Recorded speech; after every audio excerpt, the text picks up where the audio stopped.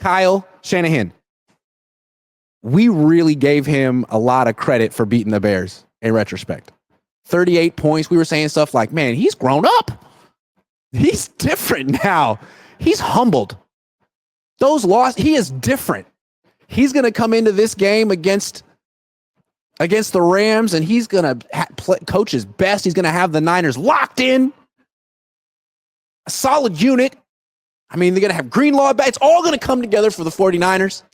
A lot of people thought they would beat the Rams, maybe win out, go on the runs they've been going on. I mean, they went on a run at the end of the season in 2017 with Jimmy Garoppolo. It's what they do.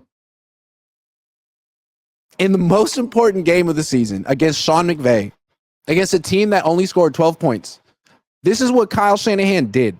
These are his stats. 19 runs and 31 passes. In the rain. 6 points. Offensive genius. 6 points.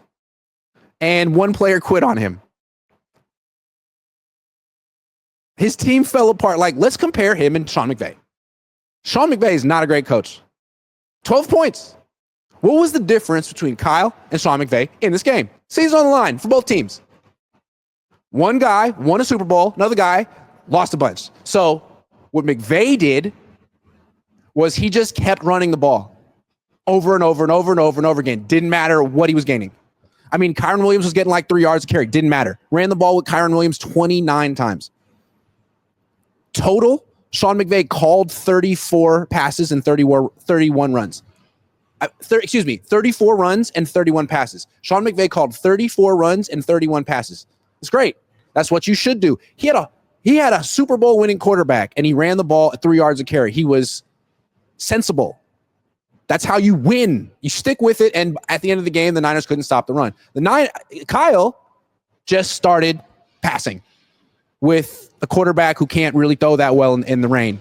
And so just the run pass thing is something Kyle's been doing in big games his whole career. It's Kyle. No, he hasn't grown and changed. It's Kyle. The other thing was the game plan. Like, it was the Debo game plan. And we all knew it. Like, this is why I say you gotta trade Kyle, man. Like, we know him better than he knows himself. He did a good job with Deebo Samuel last week. 3 targets. Deebo Samuel complains. All of us could predict that Kyle Shanahan would placate Deebo to the detriment of the team. We knew he would. When has Kyle Shanahan ever taken a hard line with Deebo Samuel? He hasn't. He won't. It's his friend. He talks about Deebo we talk every day. That's my friend. As soon as Deebo posted that thing on X, we knew that the game plan was going to be about Deebo. The whole week was about Deebo. How many targets is he going to make? I saw people on Twitter saying, hot take, I think Deebo's going to have a breakout game. Kyle must have thought Deebo. What about the last 12 months gave anyone any indication that Deebo's going to have a breakout game? He was awful in the Super Bowl. He's been awful all of 2024. Awful. Here's Deebo Samuel's skill set. Can't beat man coverage. Can't catch the ball when he gets open. Can't play running back. And that's the guy that Kyle Shanahan went to on the first play of the game. He called 9 plays for this guy and got like 22 yards. That's what Deebo's good for now. So you didn't run the ball, even though the other team wasn't scoring. You featured Deebo Samuel, even though he's been awful all year. He scored 6 points. 6. Now, there were some other plays that could have been long touchdowns that Brock Purdy missed, and I'll talk about him in a minute, but 6? My God. And then one of your players quit on you. Look, all I'm saying is no one quit on Sean McVay in this game. No one quit on Sean McVay in this game. Kind of baseline. If you have a guy who's not all in with your team, maybe you should know that by week 15 and not play him so you could avoid this.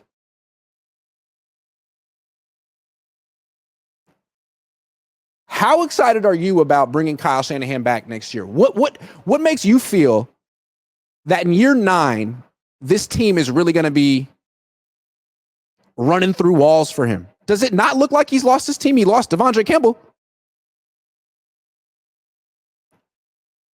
I mean, is he afraid of losing Deebo Samuel too? Is that why he keeps running the offense through him? I don't know. It seems like you had a team that lost the Super Bowl. They were going through some emotional anguish. You got rid of Eric Armstead, who's a veteran, who was a leader on this team, kind of held the team together. You brought in a bunch of new faces. Oh, Devondre Campbell, Leonard Floyd, Malik Collins, a bunch of new guys. Tirgos Matos. It's a whole new team. And the team never came together. Like, Kyle Shanahan failed at the most basic things as a head coach needs to do. Team building. This was never a team this year. They lost this game because they weren't a team. All the Rams had to do was hand off a bunch of times and not quit. That's all they had to do. They had to just let Kyle Shanahan do his thing. They had to just let Kyle.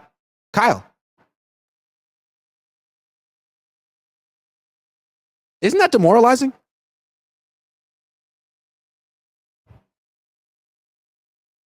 In the biggest game of the year, his game plan was wrong. One of his players quit on him, and he scored 6 points. Meanwhile, Jimmy Garoppolo's brother is posting stuff on Instagram about how Kyle Shanahan's a so-called offensive genius. It seems to me like when he had Christian McCaffrey, he was great. With Christian McCaffrey in those 2 years, they were like 26-7. He won like 80% of his games. But they also had that great year in 2019 where they went to the Super Bowl because Raheem Mostert was out of his freaking mind. But from 2020 to now, when taking away that Christian McCaffrey era, they're like 24-25.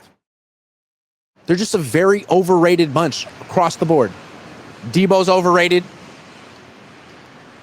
I mean, they have a lot of good players, but Kyle Shanahan can't win with them. When he has the best running back in football, he's a hell of a coach. And that's the same thing with his dad. When he had Terrell Davis, Mike Shanahan couldn't lose. And then when he got Terrell Davis injured from using him too much, he was a relentlessly 500 coach. Mike Shanahan. I mean, he went like a decade without winning a playoff game as soon as Terrell Davis went down. Is that not happening with Kyle? Like, Christian McCaffrey goes down and he's not good. It's easy when all you have to do is hand the ball to Christian McCaffrey and he scores 20 touchdowns in the season. That's your red zone offense. He goes down. It's like, oh yeah, now we see why you traded for him. Because you were sinking in 2022 before you got him. Oh yeah, you're not a great coach. He was a great running back. And I think the quarterback got exposed too. I mean, I think this whole team got exposed without Christian McCaffrey out there.